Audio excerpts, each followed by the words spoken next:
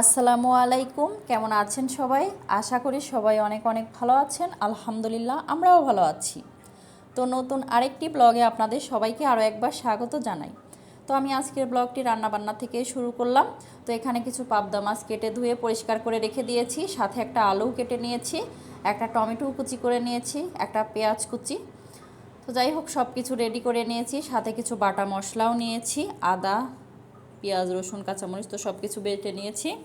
আর হচ্ছে regular use করা যে মশলাগুলো থাকে, ধনিয়া গুঁড়া, হলুদের গুঁড়া, লাল মরিচের গুঁড়া, আর হচ্ছে স্বাদ অনুযায়ী লবণ। তো সব কিছু রেডি করা থাকলে হয় কি, রান্না করার সময় আর গোছানোর ঝামেলাটা থাকে না, শুধু রান্না করে নিলেই হয়ে যায়। তো চুলায় আমি একটা কড়াই বসিয়ে দিয়েছি, তো তেল দিয়ে দিয়েছি পরিমাণ মতো। এখন হচ্ছে পেঁয়াজ কুচি দিয়ে একটু লাল লাল করে ভেজে নিব। লাল লাল করে ভেজে তার মধ্যে হচ্ছে বাটা মশলা দিয়ে দিব, দিয়ে মশলাটাকে খুব ভালো করে কষিয়ে নিতে হবে। তারপরে আমি সামান্য পরিমাণে পানি দিয়ে হচ্ছে রেগুলার ইউজ করা যে মশলাগুলো থাকে ওইগুলোও দিয়ে দিব। তো সামান্য পরিমাণ পানি দিলে হয় কি, মশলাটা পোড়ার আর ঝামেলাটা থাকে না, পোড়ে না, তখন সুন্দরভাবে কষানো হয়।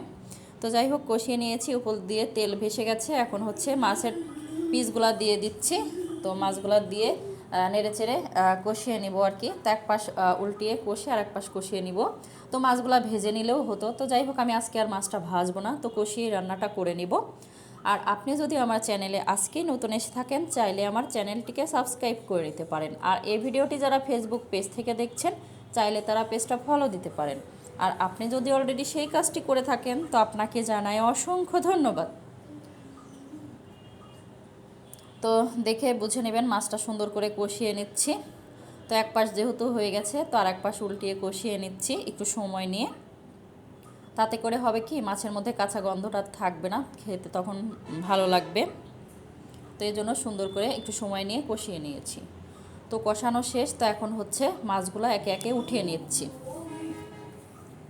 তো উঠিয়ে নিয়ে ওর মধ্যে সামান্য পরিমাণে পানি অ্যাড করে দিয়ে আমি হচ্ছে আলুগুলা দিয়ে দিব। তো আলুগুলা হচ্ছে একটু সুন্দর করে কষিয়ে নেব ভালো মতো। তো সামান্য পানি দিয়ে দিলাম, এখন হচ্ছে আলুগুলা দিয়ে দিচ্ছি। তো একটা আলু খুবই ছোট ছোট করে কেটে নিয়েছি। এখন হচ্ছে মশলার সাথে ভালো করে কষিয়ে নিতে হবে।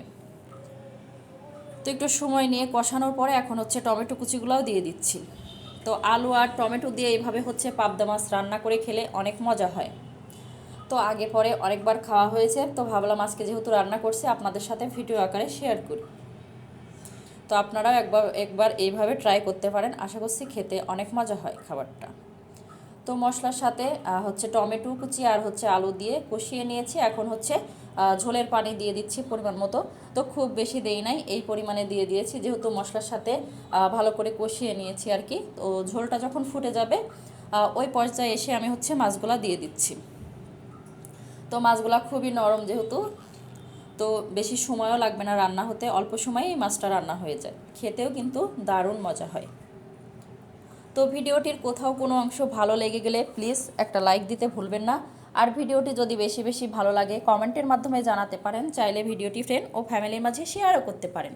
তো রান্নাবান্না মোটামুটি প্রায় শেষের দিকে, ওই পর্যায়ে এসে আমি যে আগের থেকে ভেজে নিয়েছিলাম জিরার গুঁড়া, তো এগুলো দিলে হয় কি, খেতে একটু বেশিই ভালো হয় খাবারটা। তো আমি লাস্ট পর্যায়ে হচ্ছে ভাজা জিরার গুঁড়াটা উপর দিয়ে ছড়িয়ে দিয়ে দিচ্ছি,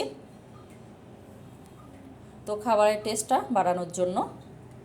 তো এখন আমি হচ্ছে ধনিয়া পাতা কুচি করে রেখেছি, তো সেটাও দিয়ে দিচ্ছি। তো ধনিয়া পাতা না দিলে মনে হয় যে কিছুই দেওয়া হয়নি, খালি খালি লাগে। তো এখন যেহেতু ধনিয়া পাতার সিজন, তো ধনিয়া পাতাটা দিলে একটু বেশি মজা হয় খাবারটা। তো রান্নাবান্না শেষ, তো এখন নামিয়ে নিয়েছি। তো একটু ফাইনাল লুকটা দেখিয়ে দেই। তো দেখতে পাচ্ছেন কালারটা মোটামুটি ভালোই হয়েছে। তো একবারে শুকনা শুকনা করি নাই, একটু ঝোল রেখে দিয়েছি আর কি। তো এমনটা খেতেই ভালো হয়, যেহেতু হচ্ছে আলু আর টমেটো আছে। তো যাই হোক, ভিডিওটি প্রথম থেকে শেষ পর্যন্ত দেখার জন্য সবাইকে ধন্যবাদ। আপনাদের সবার সুস্বাস্থ্য ও দীর্ঘায়ু কামনা করে আজকের ব্লগটি আমি এখানেই শেষ করছি। আল্লাহ হাফেজ, আসসালামু আলাইকুম।